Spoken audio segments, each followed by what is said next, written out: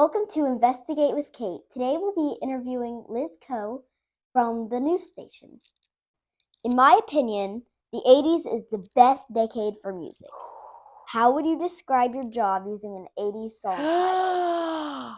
First of all, I think you're right. 80s is one of the best decades for music, if not the best. I'll give you that. Oh, that's a great question.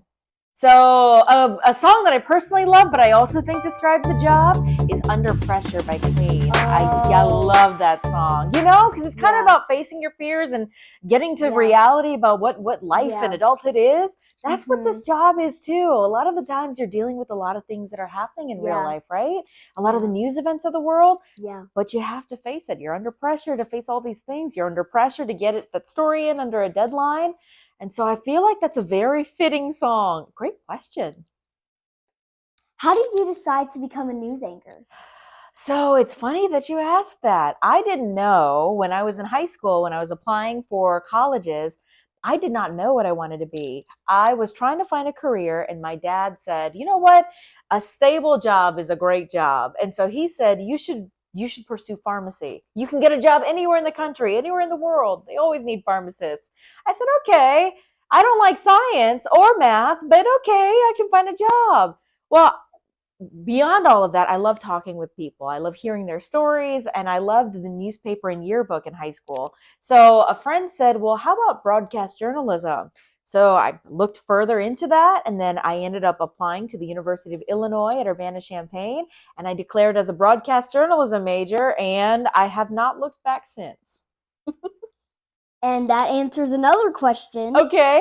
If you were not a news anchor, what would your dream job be?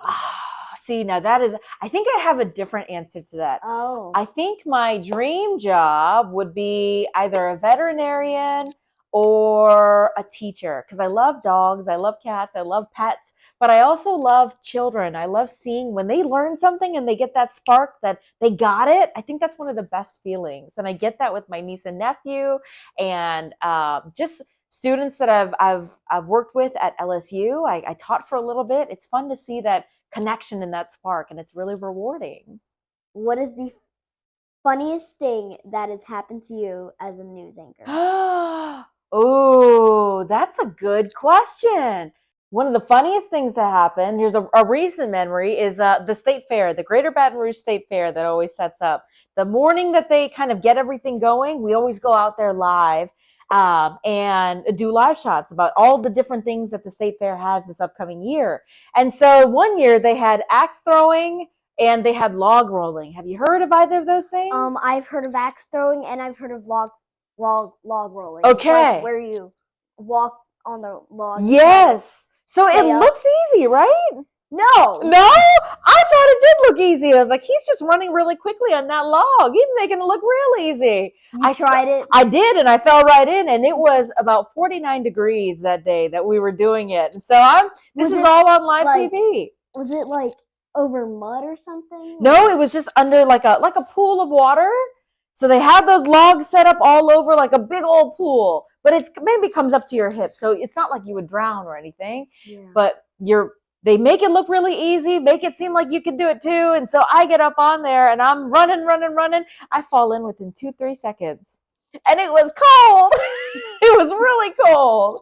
What time do you have to wake up to get to work for the morning news? That's a good question. So what time would you guess? Just if you had to guess what time.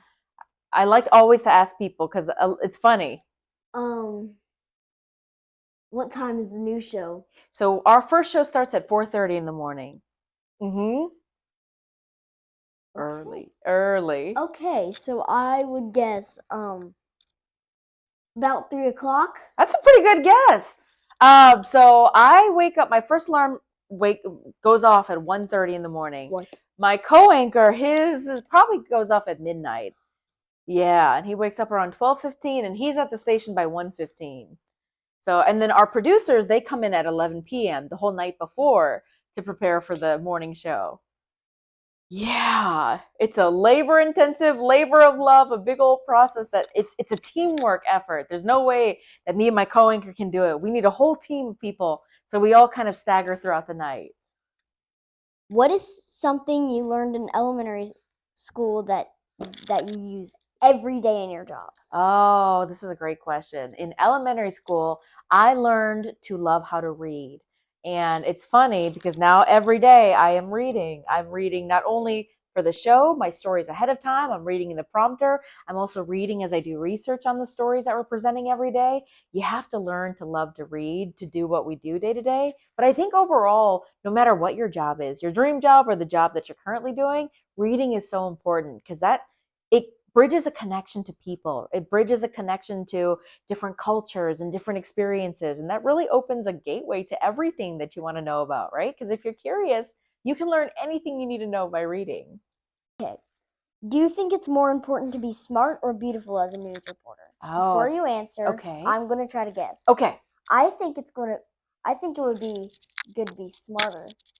I agree with you because at the end of the day, when viewers watch the news program, they're going to want information. Sure, they like looking at a pretty package, but they want to know what's going on in the world, right? And you have to be smart to understand how to tell a story because somebody can give you the same story, the same list of facts, but if you told it in a really crazy and confusing way that didn't make sense to anyone, it's no good, right? It's not really a story.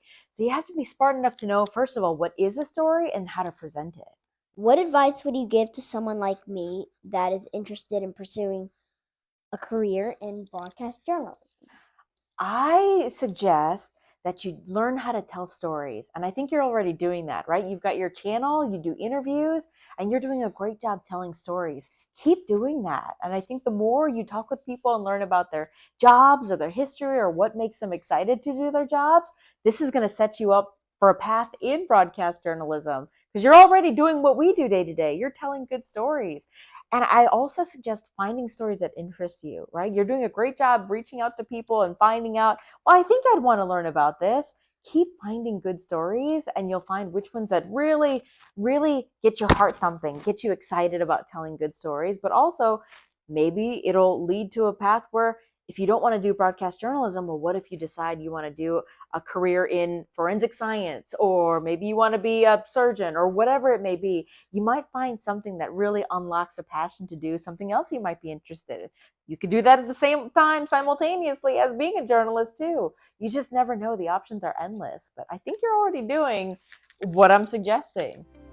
Thank you for joining us today with Investigate with Kate. Make sure to check out 9 News, WAFB,